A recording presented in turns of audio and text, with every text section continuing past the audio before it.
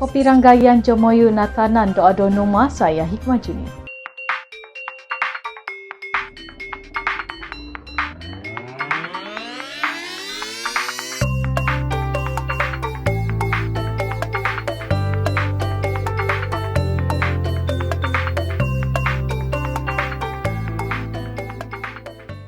Kita ke perkembangan situasi semasa COVID-19 di Sabah hari ini.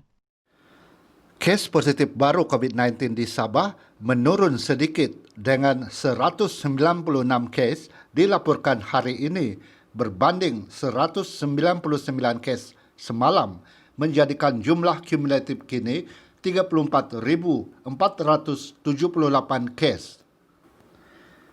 2 kes kematian dilaporkan di Sabah hari ini menjadikan jumlah kumulatif kematian di Sabah meningkat kepada 251 kes. Kes kematian itu dilaporkan di Tawau dan Sandakan. Daerah Kudat bertukar dari zon merah ke zon jingga, manakala daerah Ranau bertukar dari zon kuning ke zon jingga.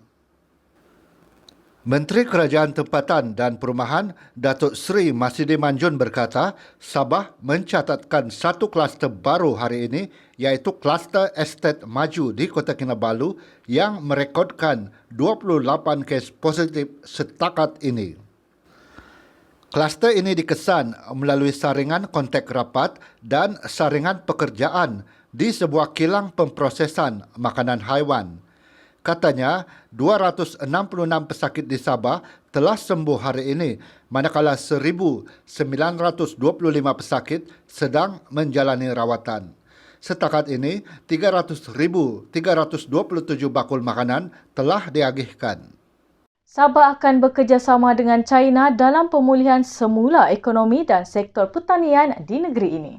Kerajaan Sabah akan bekerjasama erat dengan China dalam usaha memulihkan semula ekonomi serta merombak sektor pertanian di negeri ini.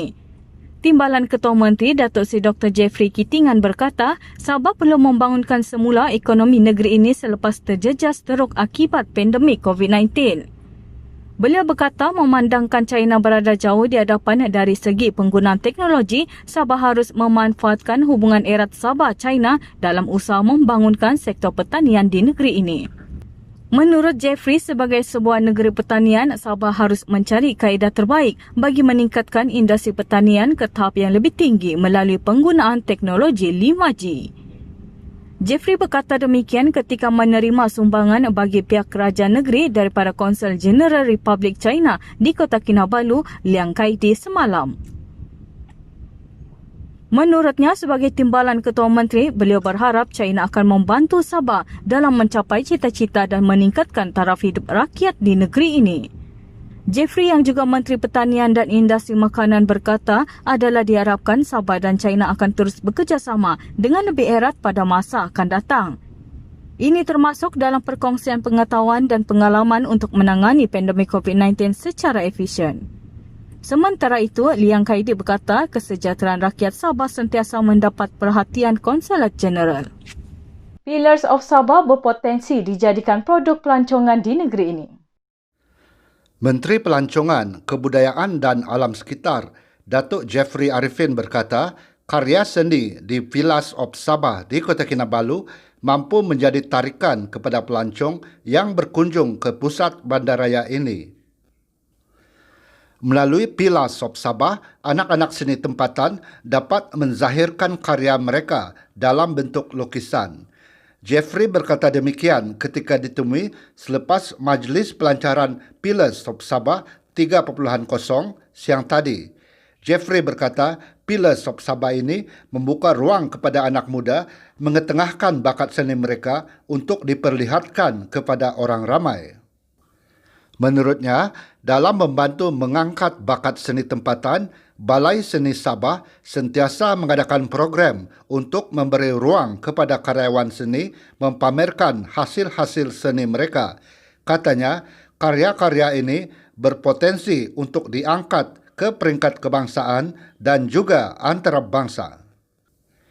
Di majlis pelancaran ini, 30 pelukis tempatan mempamerkan karya seni masing-masing yang dizahirkan melalui setiap tiang yang dilukis mengikut tema komuniti tertentu.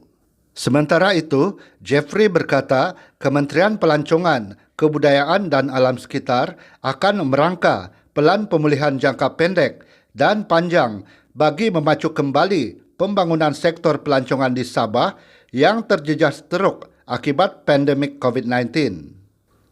Katanya, buat masa ini, keadaan masih baru dan Sabah hanya membuka sektor pelancongan untuk kemasukan pelancong dari Brunei Darussalam dengan prosedur operasi standard SOP tertentu. Sabah juga baru membuka tarikan pelancongan seperti Taman Kinabalu yang mula membenarkan aktiviti pendakian Gunung Kinabalu dengan had capacity tertentu. Dalam proses pemulihan sektor pelancongan, kementerian itu juga hampir selesai mengagihkan bantuan RM300 secara one-off kepada penggiat industri pelancongan yang berdaftar. Bantuan itu melibatkan seramai 3,957 orang penerima termasuk bantuan untuk malim gunung, jurulatih selaman dan pemandu pelancong. Hampir 100% bantuan itu telah diagihkan kepada semua penerima yang disenaraikan di bawah kementerian. Katanya, baru-baru ini Kabinet Sabah juga bersetuju memberi bantuan geran RM20,000 kepada agensi pelancongan yang berkelayakan. Pengagihan geran ini juga hampir selesai disampaikan.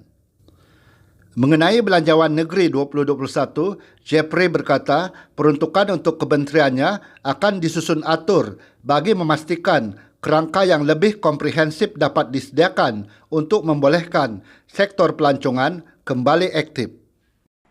Rakyat di negeri ini diingatkan untuk tidak memandang remeh prosedur operasi standard SOP dalam membendung penularan wabak COVID-19.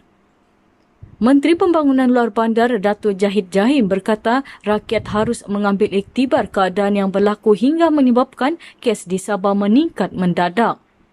Beliau berkata keingkaran masyarakat untuk mematuhi SOP hanya akan mendedahkan diri mereka kepada bahaya dan risiko jangkitan wabak COVID-19. Jahid berkata demikian semasa majlis penyerahan hadiah Christmas untuk petugas Kementerian Kesihatan Malaysia di pekarangan lobi Hospital Tuaran siang tadi. Turut hadir adalah pengarah Hospital Tuaran Dr. Jimohan.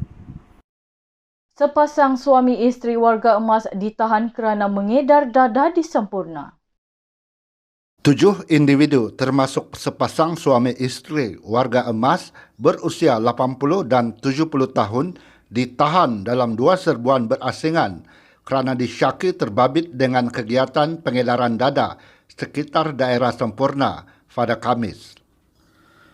Pasukan keselamatan merampas sejumlah 139.82 gram dada jenis syabu susulan serbuan ke atas 2 rumah tidak bernomor di Kampung Batu, Sempurna. Komander Kawasan Keselamatan Khas Pantai Timur Sabah, ESKOM, Datuk Ahmad Fuad Osman berkata, serbuan pertama dilakukan ke atas sebuah rumah didiami 5 suspek. Serbuan itu menemukan bungkusan syabu pelbagai saiz seberat 82.78 gram yang dianggarkan bernilai RM8,000 serta 50 gulung kecil foil aluminium di lantai rumah berkenaan. Siasatan awal mendapati 3 suspek lelaki warga asing berumur 16 hingga 30 tahun tidak memiliki sebarang dokumen pengenalan diri yang sah dan positif dada jenis metamfetamin.